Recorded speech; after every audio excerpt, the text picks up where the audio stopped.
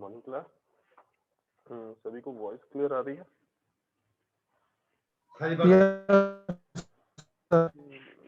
बाकी और लोगों ने अभी तक ज्वाइन नहीं किया।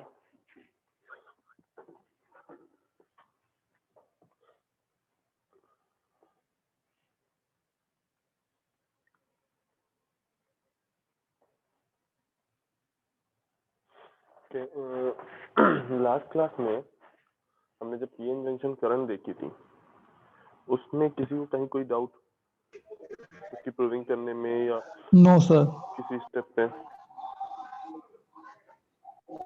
No sir.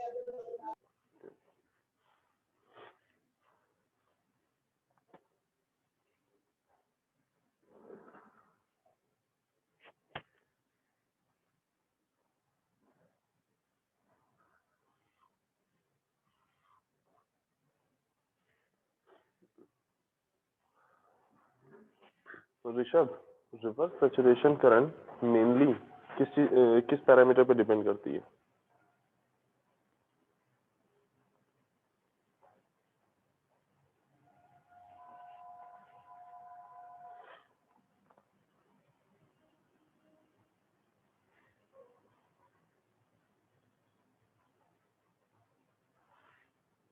Rishabh, roll number 82।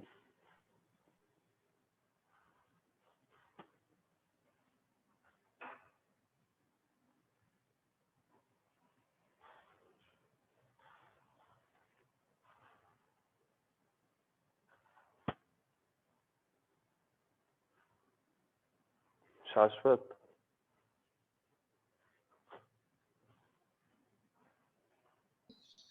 Yes sir.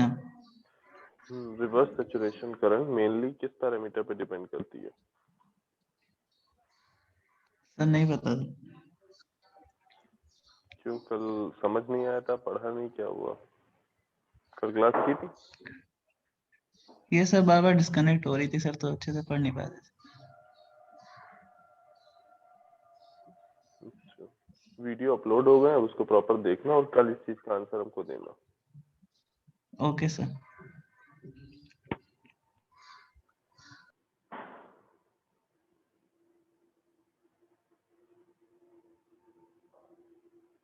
Shreyas Yadav,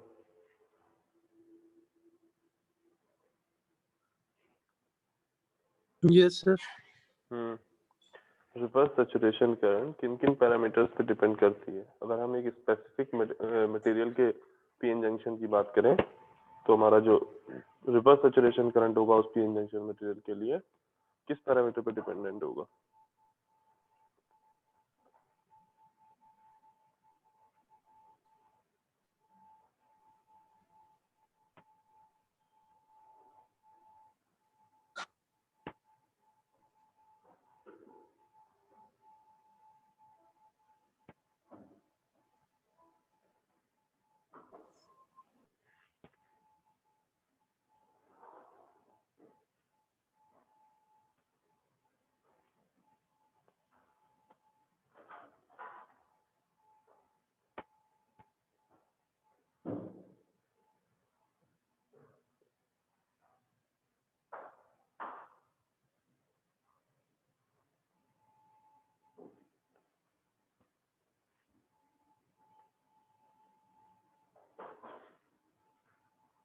Shruti,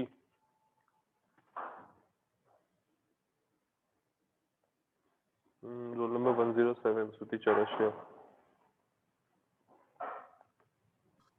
Sir, can you please repeat the question? बेटा, रिवर्स सैचुरेशन करंट अगर हम किसी स्पेसिफिक पीएन जंक्शन की बात करें जो एक स्पेसिफाइड मटेरियल का बना हुआ है, तो उसकी जो रिवर्स सैचुरेशन करंट होती है वो किस पैरामीटर पे डिपेंड करती है?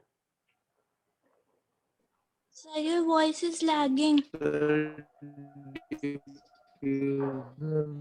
Sir, your voice is lagging. Diffusion होगा था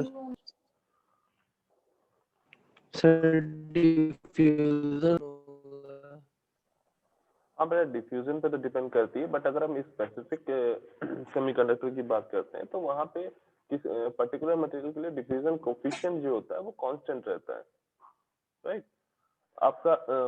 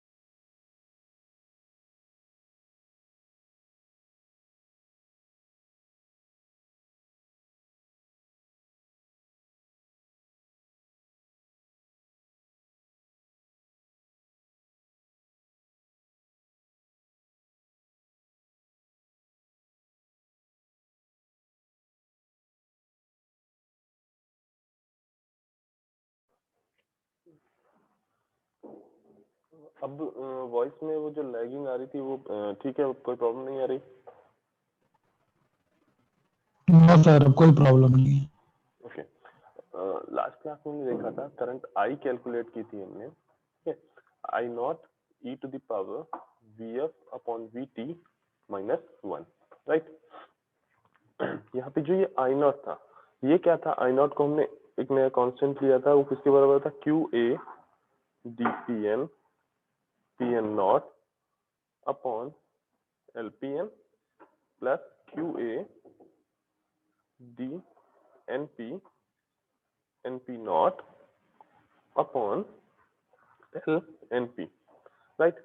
और इस आई नॉट को हमने क्या बोला था? Reverse saturation current, right. हाँ, और ये रिवर्स सैचुरेशन करंट अगर हम किसी स्पेसिफिक सेमीकंडक्टर के लिए बात करें तो उस सेमीकंडक्टर क्यू सेम हो रहा था, एरिया उसका सेम था, उसका डिफ्यूजन कोफिशिएंट सेम था, डिफ्यूजन लेंथ सेम थी। चेंज क्या हो सकता था? ये minority charge career, minority charge career का कंसंट्रेशन। और माइनॉरिटी चार्ज कैरियर का कंसंट्रेशन जो है वो टेम्परेचर डिपेंडेंट होता है mainly.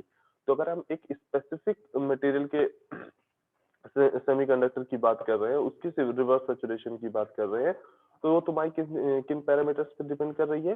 First, minority charge career concentration, और माइनॉरिटी चार्ज कैरियर कंसंट्रेशन किस पे डिपेंड कर रहा है? टेम्परेचर पे। तो इनडायरेक्ट वे में वो टेम्परेचर डिपेंडेंट है, ठीक। आई नॉट तभी चेंज होगी किसी पर्टिकुलर सेमीकंडक्टर के लिए जब आप टेम्परेचर चेंज करोगे। जब आप टेम्परेचर चेंज करोगे तो minority charge career concentration change होगा और तुम्हें change in reverse saturation current मिलेगा। वो अलग बात है कि अगर हम इन जनरल देखें तो तुम्हारी जो रिवर्स सैचुरेशन करंट है, अगर हम डिफरेंट मटेरियल के सेमीकंडक्टर में कंपैरिजन करें तो हमारी जो रिवर्स सैचुरेशन करंट है वो डिफ्यूजन कोफिशिएंट और डिफ्यूजन लेंथ, सेमीकंडक्टर मटेरियल के डायमेंशन, जो पीएन जंक्शन बनाया उसका क्रॉस सेक्शन एरिया, इन सभी पैरामीटर्स पे भी डिपेंड करती है, ठीक है। बट इन जनरल हमें जब हम बात करते हैं रिवर्स सैचुरेशन करंट की डिपेंडेंसी की, तो इन जनरल हम बात कर रहे होते हैं किसी पर्टिकुलर सेमीकंडक्टर मटेरियल की, और वहां पे तुम्हारी जो रिवर्स सैचुरेशन करंट है वो टेम्परेचर डिपेंडेंट होती है। इसीलिए हमने देखा भी था जब हमने फॉरवर्ड बायस और रिवर्स बायस देख रहे थे, तो फॉरवर्ड बायस में जो करंट थी डिफ्यूजन की वजह से, वो तो तुम्हारी रिवर्स फॉरवर्ड बायस वोल्टेज पे डिपेंडेंट थी, फॉरवर्ड बायस वोल्टेज के साथ इंक्रीज कर रही थी, जब हमने थ्योरेटिकली इस चीज को पढ़ा था। और रिवर्स बायस जब हमने किया था, जब ड्रिफ्ट करंट की हमने बात की थी, तो ड्रिफ्ट करंट जो थी वो तुम्हारी रिवर्स बायस वोल्टेज पे डिपेंड नहीं हो रही थी, वो वोल्टेज के रिस्पेक्ट में कांस्टेंट थी।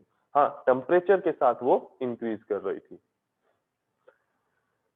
ओके, अब लेट्स से ये तो हमने फाइंड आउट किया था, ये क्वेश्चन हम ऑलरेडी फाइंड आउट कर चुके हैं, ये हमने फॉरवर्ड बायस के लिए ऑलरेडी हमने बात की थी।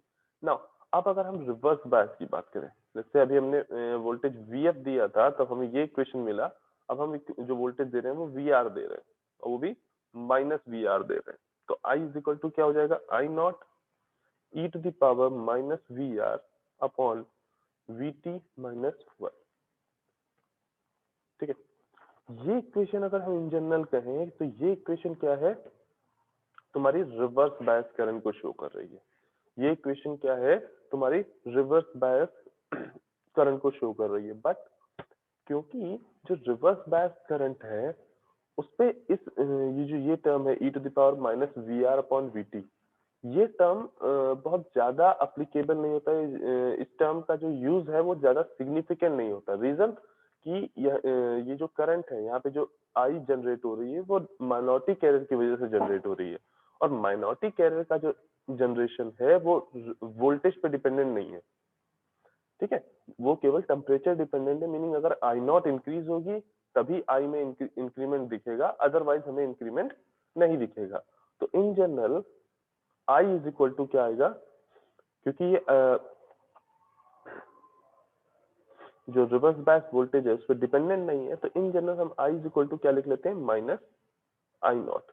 ये जो वोल्टेज डिपेंडेंट टर्म है ये कुछ देर के लिए एक्टिव रहता है, आफ्टर दैट अभी जैसे हम आईवी कैरेक्टरिस्टिक देखेंगे वहां पे ये चीज क्लियर होगी, ये कुछ देर के लिए एक्टिव रहता है, after that I is equal to I not पे कांस्टेंट हो जाती है। रिवर्स बायस में इनिशियली जो तुम्हारी रिवर्स करंट है वो इस इक्वेशन पे डिपेंडेंट होगी, मीनिंग इस इक्वेशन के अकॉर्डिंग चेंज हो रही होगी फॉर अ टाइम बिंग, बहुत स्मॉल पीरियड के लिए, बहुत स्मॉल अमाउंट के लिए, लेकिन उसके बाद एक सर्टेन अमाउंट के बाद आई जो होगी वो माइनस आई नॉट के बराबर सैचुरेट हो जाएगी। रीजन कि इनिशियली जब हमने ड्रिफ्ट देना रिवर्स बायस दिया, ठीक है, तो जितने अपने पास माइनॉरिटी कैरियर थे वो वीआर जो वोल्टेज हमने अप्लाई किया उसके इफेक्ट की वजह से ड्रिफ्ट करना स्टार्ट किए।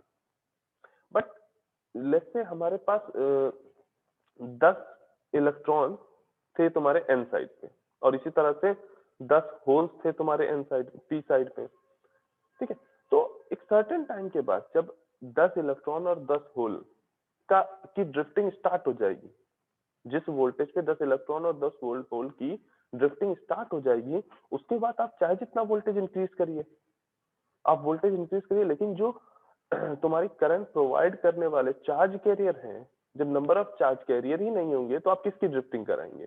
इसी वजह से जो तुम्हारी ये जो रिवर्स बायस करंट है ये वोल्टेज इंक्रीज करने पे इंक्रीज नहीं होती, क्योंकि माइनॉरिटी कैरियर का जो कंसंट्रेशन है वो सैचुरेटेड है, किसी पर्टिकुलर टेम्परेचर पे वो कंसंट्रेशन जो है वो कांस्टेंट है, ठीक है। हमें पता है कि अगर हम माइनॉरिटी कैरियर की बात करेंगे तो माइनॉरिटी कैरियर का कंसंट्रेशन पी नॉट हमेशा ni स्क्वायर अपॉन nd के बराबर ही रहेगा, जब तक आप ये डोपिंग सॉरी जब तक आप टेम्परेचर चेंज नहीं करते, यानी ni की वैल्यू चेंज नहीं करते, तब तक आपका जो पी नॉट की वैल्यू है वो कांस्टेंट रहेगी, क्योंकि डोपिंग का यहाँ पे कोई मतलब नहीं आ रहा है ना। अब इस चीज को अगर हम वी कैरेक्टरिस्टिक में देखें, देखो जब हमने फॉरवर्ड बायस किया, ये लेट्स से सेंटर है तुम्हारा, ठीक है, इससे जब हमने पॉजिटिव वोल्टेज का इंक्रीमेंट करना स्टार्ट किया, पॉजिटिव वोल्टेज देना स्टार्ट किया, तो तुम्हारी जो करंट थी आई वो इंक्रीज हो रही है, I is equal to I naught e to the power V F upon V T minus 1 से, ठीक है, एक्सपोनेंशियली करंट आई जो है वो जो वोल्टेज वी नॉट या वी एफ है उसके साथ इंक्रीज हो रही है। जो तुम्हारी करंट आई है वो वोल्टेज वी के साथ एक्सपोनेंशियली इंक्रीज हो रही है इन फॉरवर्ड बायस।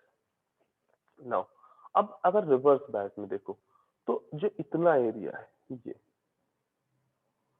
ये स्मॉल रीजन जो है, जहां पे जो तुम्हारी करंट होगी वो तुम्हारी इस इक्वेशन को फॉलो करेगी, I is equal to I naught e to the power minus V R upon V T minus 1, वो इस फॉर्मूले को फॉलो करेगी और एक्सपोनेंशियली डिक्रीज करेगी, और वो एक्सपोनेंशियली यहाँ पे डिक्रीज करेगी। बट ये डिक्रीमेंट और ये इस इक्वेशन को फॉलो करना इतना ज्यादा स्मॉल अमाउंट होता है, इतना ज्यादा स्मॉल पीरियड के लिए होता है, मीनिंग ये जो अमाउंट है ये इतना स्मॉल होता है कि इसकी कोई सिग्निफिकेंट नहीं है। दैट इज वाई हम रिवर्स करंट इन जनरल जब भी हम बात करते हैं तो रिवर्स करंट को हम आई नॉट के ही बराबर रखते हैं, ठीक है।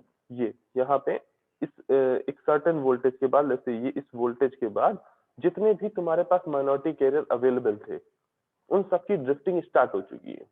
और जब सारे के सारे माइनॉरिटी कैरियर की ड्रिफ्टिंग स्टार्ट हो गई, अब तुम्हारे पास कोई एक्स्ट्रा माइनॉरिटी कैरियर ही नहीं बचा जिसको तुम एक्स्ट्रा वोल्टेज देके और ड्रिफ्ट कराओ।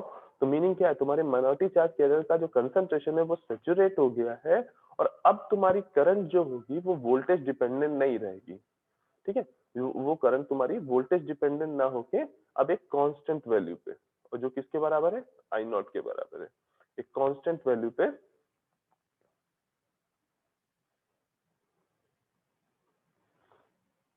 ठीक है, इसके बाद तुम चाहे जितना वोल्टेज इंक्रीज करते जाओ, तुम्हारी जो करंट होगी वो आई नॉट के ही बराबर रहेगी।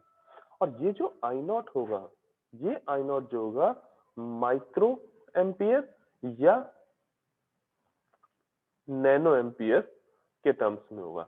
इन केस ऑफ सिलिकॉन ये माइक्रो एम्पियर के टर्म्स में होगी, मीनिंग जो तुम्हारी करंट आएगी आई रिवर्स बायस में, अगर सिलिकॉन बनाया है तुमने, सिलिकॉन मटेरियल से तुमने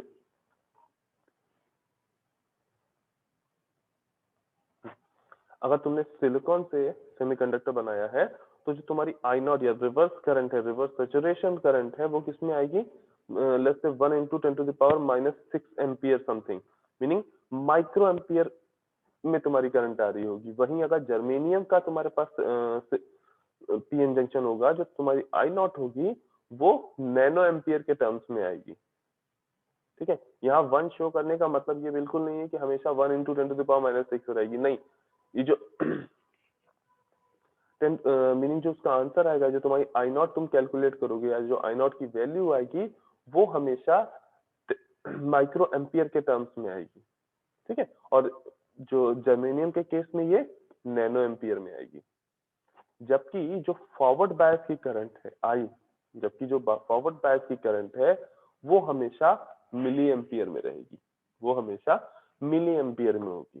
ठीक है, तो अब इस ये जो डायग्राम था, थोड़ा सा यहाँ पे सोचो कि ये जो ऊपर वाला जो डायग्राम है, यहाँ पे जो आई है वो तुम्हारी मिली एम्पियर में है, और यहाँ पे जो आई है वो तुम्हारी माइक्रो एम्पियर या नैनो एम्पियर में है।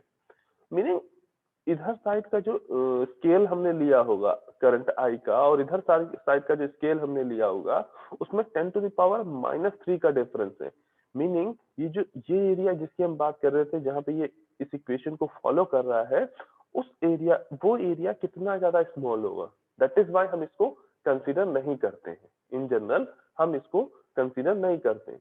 और जो ये हमने माइनस साइन लगाया आई के I = -I0 लगाया, उसका रीजन क्या है कि इन जनरल हम जो करंट लेते हैं अपने पीएन जंक्शन में, उसकी डायरेक्शन हम P to N रखते हैं, उसकी डायरेक्शन हम P to N अज्यूम करके चलते हैं। अभी आगे जाके देखोगे जब डायोड का के एप्लीकेशंस देखोगे एनालॉग सर्किट में, तो वहां तुम्हें समझ में आएगा कि जो डायोड है वो तुम्हारा रेक्टिफिकेशन के लिए जब यूज होगा। मीनिंग जब ये आइडियल स्टेट में अगर ये हम फॉरवर्ड बायस में देखेंगे, तो फॉरवर्ड बायस में तो ये कंडक्ट करेगा और रिवर्स बायस में कंडक्ट नहीं कर रहा होगा। आइडियली अगर हम मान के चले, आइडियली हम कह के देखें तो तुम्हारा जो डायोड है वो फॉरवर्ड बायस में एक लार्ज करंट दे रहा है और रिवर्स बायस में 0 करंट देगा। मीनिंग हम आइडियली मान के चलेंगे जो आई नॉट हम रिवर्स सैचुरेशन करंट ले रहे हैं वो 0 लेके चल रहे होंगे। ठीक है, तो इन जनरल जो तुम्हारी डायोड करंट या पीएन जंक्शन की करंट होगी, उसको हम अज्यूम क्या करके चलते हैं, P to N। ठीक है, इसी वजह से क्योंकि जो रिवर्स सैचुरेशन करंट है या रिवर्स बायस में जो करंट का डायरेक्शन है वो N to P होता है, इस वजह से हमने यहाँ पे एक माइनस साइन लगाया है। ये माइनस साइन बेसिकली ये शो कर रहा है कि जो करंट का डायरेक्शन है वो N डायरेक्शन से, N साइड से P साइड की ओर है। सिमिलरली जो डायोड के अक्रॉस वोल्टेज लेंगे, जो डायोड के अक्रॉस वोल्टेज लेंगे वो भी P साइड पे पॉजिटिव और N साइड पे नेगेटिव। ठीक है, मीनिंग अगर ये जो इक्वेशन हमने देखी थी I0 e⁻VF/VT-1, जब इसका जनरलाइज फॉर्म पढ़ोगे, मीनिंग जब इसको जनरलाइज में यूज करोगे डायोड के लिए, तो ये इक्वेशन कुछ इस तरह से लिखी जाएगी, I = I0 e⁻VD/VT-1। कई जगह पे यहाँ पे नीटा बीटी भी मिलेगा। नीटा बेसिकली क्या है, आइडियलिटी फैक्टर है। नीटा क्या है, आइडियलिटी फैक्टर है। एंड नीटा जो होगा वो 1 होगा फॉर सिलिकॉन एंड नीटा इज इक्वल टू 2 होगा फॉर जर्मेनियम। ठीक है, हमने अपनी प्रूविंग में नीटा को कंसीडर नहीं किया था, इस वजह से हमारी इक्वेशन में ईटा नहीं दिखाई दिया था। ठीक है, इन जनरल अगर हम ईटा को कंसीडर करके चलते तो हमें ये आइडियलिटी फैक्टर भी यहाँ पे मिलता। ठीक, यहाँ पे जो ये वीडी है, वीडी क्या शो कर रहा है, डायोड वोल्टेज। क्या शो कर रहा है, डायोड वोल्टेज। ठीक, मीनिंग अगर हम कहें ये मेरा डायोड है, ये कोई लेस से सर्किट है, उसमें मेरा ये डायोड लगा है, तो वीडी क्या होगा, प्लस माइनस, ये होगा वीडी। मीनिंग पी टर्मिनल पे पॉजिटिव, एन टर्मिनल पे नेगेटिव। अगर हम इस टर्मिनल पे वोल्टेज कहें ये वीपी है, इस टर्मिनल पे अगर वोल्टेज कहें ये वीएन है, तो वीडी इज इक्वल टू क्या हो जाएगा, वीपी माइनस वीएन। ठीक, इसी तरह से जो करंट आई निकल के आएगी, उस करंट का आई का डायरेक्शन क्या होगा, P to N. Meaning circuit में अगर हम करंट का डायरेक्शन देखेंगे तो वो कुछ इस डायरेक्शन में फ्लो हो रही है। ठीक, और आइडियली जो तुम्हारा डायोड है फॉरवर्ड बायस में 0 रेजिस्टेंस देगा और रिवर्स बायस में ये हाईएस्ट रेजिस्टेंस देगा, इतना कि यहाँ पे कोई भी करंट फ्लो ना हो सके। आइडियली हम आई नॉट को 0 मान लेते हैं रिवर्स बायस में। नाउ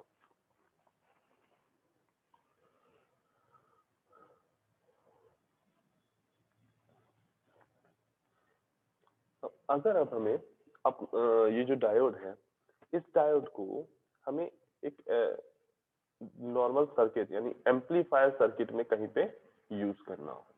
फर्स्ट ऑफ ऑल ये याद रखेंगे, डायोड एम्पलीफिकेशन के लिए यूज नहीं किया जाता है।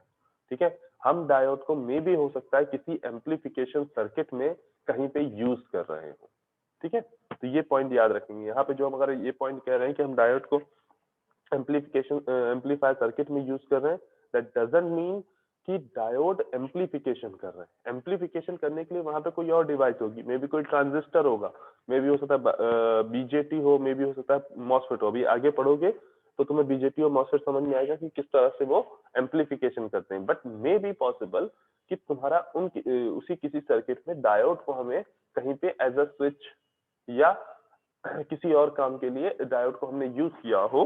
तो ऐसे सर्किट में अगर हम एम्पलीफायर सर्किट में हम डायोड को यूज कर रहे हैं, जैसे हम एम्पलीफायर सर्किट में डायोड को यूज कर रहे हैं, तो हम फॉर द एनालिसिस, ठीक है, फॉर द एनालिसिस हम ये चाहते हैं कि हमारा जो ये डायोड है, इसको हम अपने पैसिव एलिमेंट्स जैसे रेजिस्टेंस, कैपेसिटेंस, उनके टर्म्स में अगर हम चेंज कर ले, इसका एक इक्विवेलेंट सर्किट बना ले, इस डायोड का एक इक्विवेलेंट सर्किट बना ले, तो हमारे लिए सर्किट एनालिसिस जो होगी वो इजी हो जाएगी, है ना।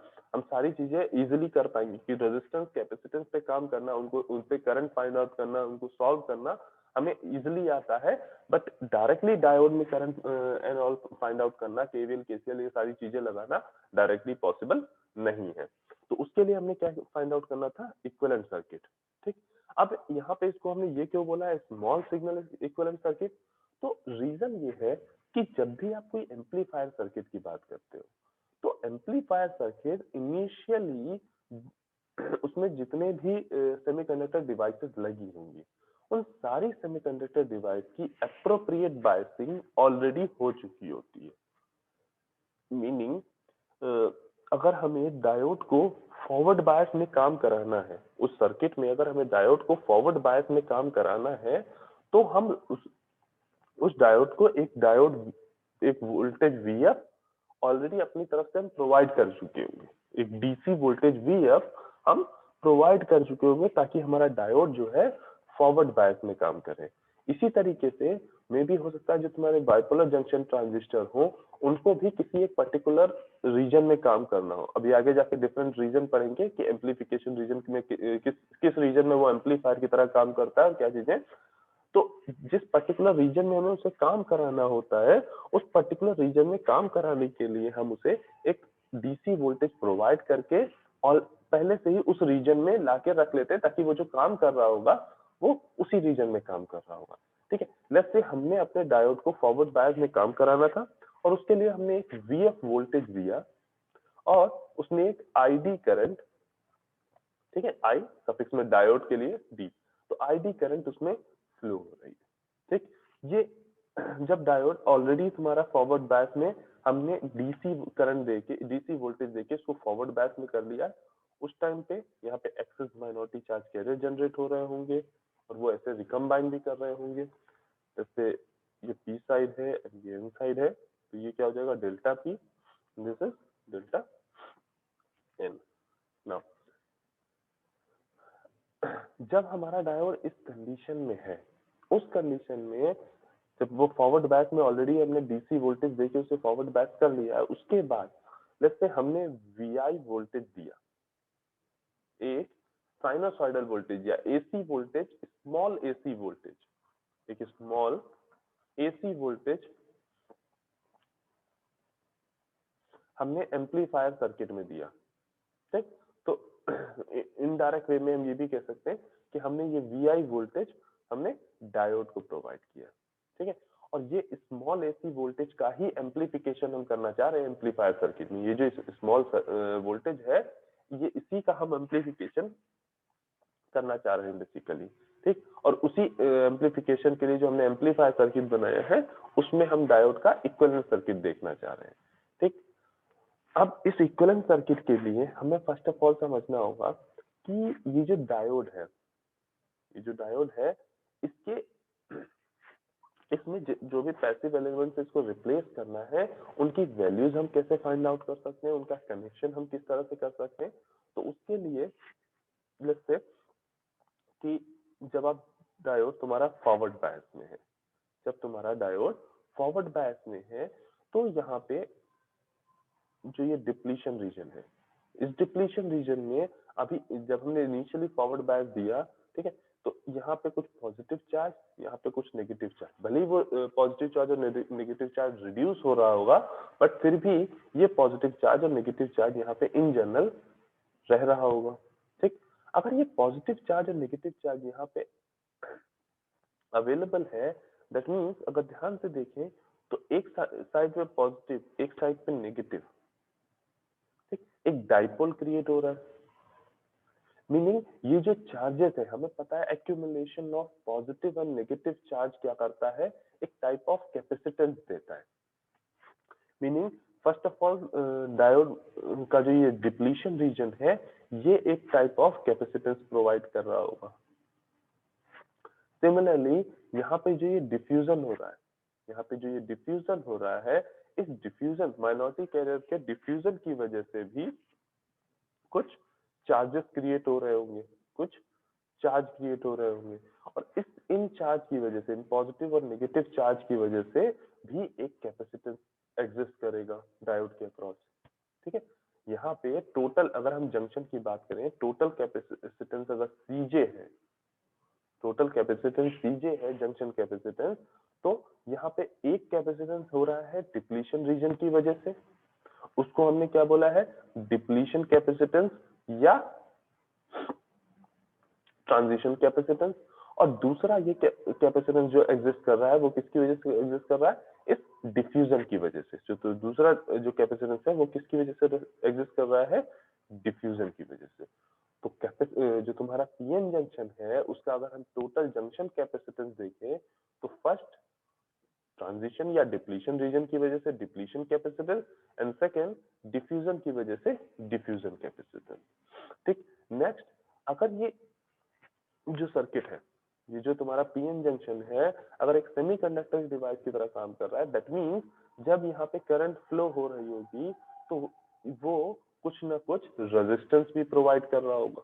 जब यहाँ पे एक करंट फ्लो हो रही होगी, तो उस करंट के लिए ये सेमीकंडक्टर डिवाइस कुछ ना कुछ रेजिस्टेंस प्रोवाइड कर रही होगी।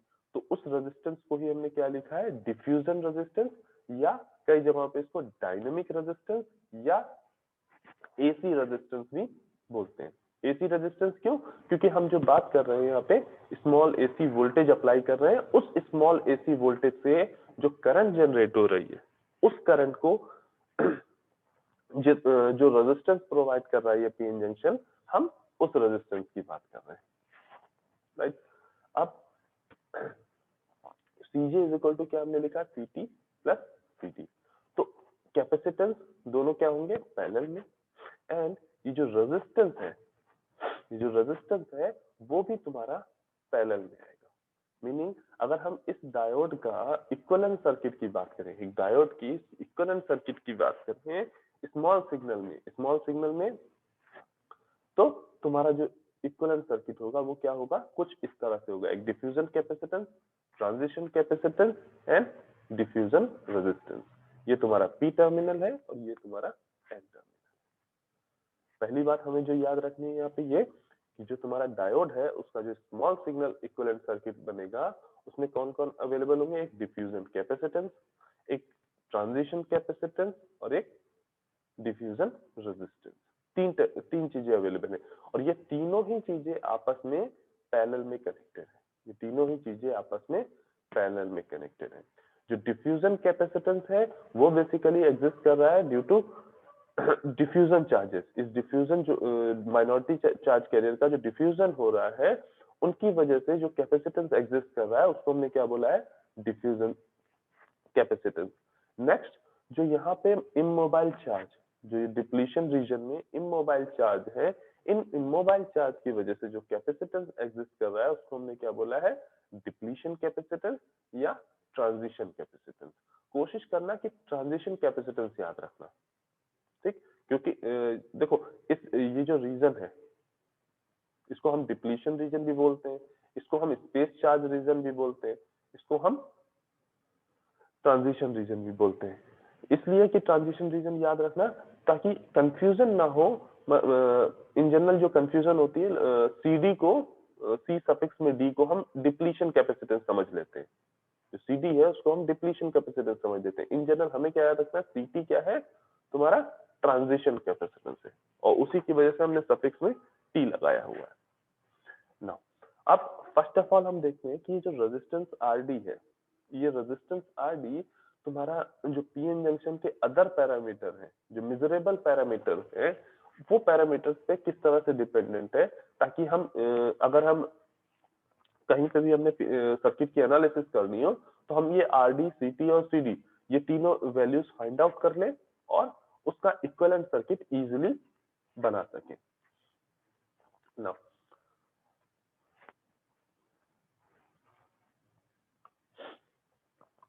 इन जनरल तुम्हारा जो कोई भी रेजिस्टेंस होगा आर, वो क्या होता है, V upon I. In general जो तुम्हारा रेजिस्टेंस आर होता है वो तुम्हारा क्या होता है, वोल्टेज डिवाइड बाय करंट। ये तब वैलिड है जब तुम्हारी डिवाइस जिसका आप रेजिस्टेंस फाइंड आउट कर रहे हो वो लीनियर हो, वो डिवाइस तुम्हारी क्या हो, लीनियर हो। बट फॉर नॉन लीनियर, अगर हम नॉन लीनियर डिवाइस की बात करेंगे तो वहां पे R इज इक्वल टू क्या हो जाएगा, delta V upon delta I. Meaning change in voltage की वजह से जो चेंज इन करंट आ रहा है वो क्या प्रोवाइड कर रहा होगा, रेजिस्टेंस, ठीक। और इसी को अगर हम कॉन्टिन्यूअस फॉर्म में लिखें तो क्या लिख सकते हैं, dV अपॉन डी आई। तो इफ अगर हमने V वोल्टेज अप्लाई किया है किसी डायोड में तो V वोल्टेज की वजह से जो तुम्हारा चेंज इन वोल्टेज की वजह से, लेट्स से पहले तुम्हारा वोल्टेज V0 था, अब तुमने क्या किया, V0 प्लस V कर दिया, तो उस चेंज इन वोल्टेज की वजह से जो चेंज इन करंट हुआ वो तुम्हारा क्या कहलाएगा, डिफ्यूजन रेजिस्टेंस। मीनिंग हम डिफ्यूजन रेजिस्टेंस को अगर डिफाइन करने की बात करें तो वो क्या होगा, dV अपॉन डी आई।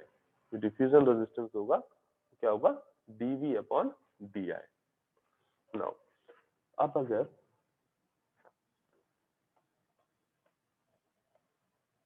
no,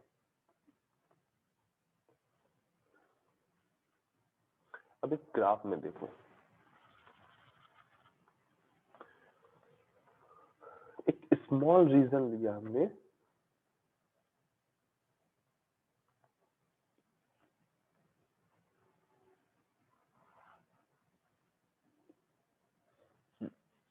जैसे हमने स्मॉल रीजन लिया है point A and point B. हमने इस कैरेक्टरिस्टिक का एक स्मॉल रीजन लिया है पॉइंट ए और पॉइंट बी, ठीक। यहाँ हमारा मीनिंग क्या है पॉइंट ए और पॉइंट बी लेने का? देखो लेट्स से हमने जो यहाँ पे हम रेजिस्टेंस की जो बात कर रहे थे आरडी, वो आरडी इज इक्वल टू क्या था?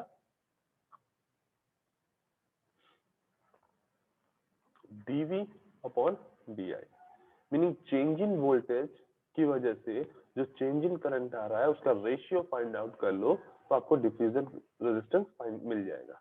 ठीक, हम इसी आरडी को